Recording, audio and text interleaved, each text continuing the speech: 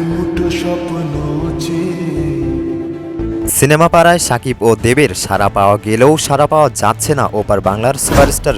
তবে কি আর দেখতে পাবো না সেই টলিপাড়া কাঁপানো জিতকে, যার কিনা সিনেমা মানেই শুনতে পাওয়া যেত টলিপাড়ার কিং আসে নতুন অবতারে। আগে আগে রাস্তার মোড়ে টং দোকানগুলোতে দেখতে পাওয়া যেত গভীর মনোযোগ দিয়ে ছোট থেকে বড়, এমনকি বৃদ্ধ বয়সে এসেও এক মনে তাকিয়ে আছেন টেলিভিশনের পর্দায় শুধুমাত্র জিতের সিনেমা বলে। কিন্তু আজকে এসে জিতকে যেন হারিয়েই ফেলতে হলো।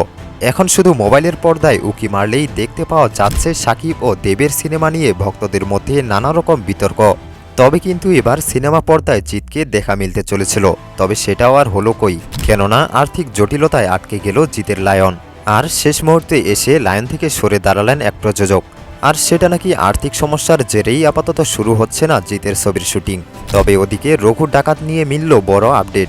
বক্স অফিসে তো ছক্কা হাঁকিয়েছে দেবের পূজা রিলিজ হওয়া টেক্কা, আর এরই মধ্যে কোমর বেঁধে মাঠে নেমে পড়েছেন দেব।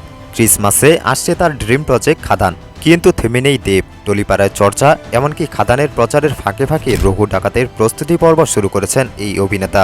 ওদিকে সাময়িকভাবে থমকে গেল জিত ও তুফান পরিচালক রায়হান রাফির আসন্ন ছবি লায়নের কাজ।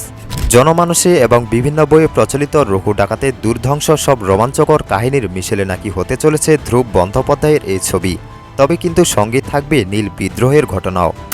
এদিকে সাকিব আর মিমির তুফান বর্তমানে পাকিস্তানে কামাল করেছে, আর এরপরেই আসতে চেয়েছিল রাফির নতুন অ্যাকশন ফিল্ম লায়ন, যেখানে টলিউডের জিতের পাশাপাশি দেখা মিলবে ঢালিউডের শরীফুল রাজের।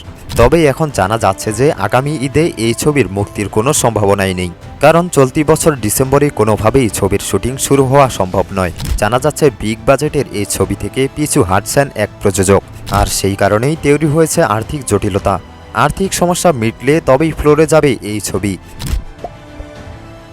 এতক্ষণ সাথে থাকার জন্য ধন্যবাদ। ভিডিওটি ভালো লাগলে একটি লাইক এবং পরবর্তী ভিডিও সবার আগে পাওয়ার জন্য পাশে থাকা বেল আইকনটি বাজিয়ে দিতে কোনো মতেই ভুলবেন না।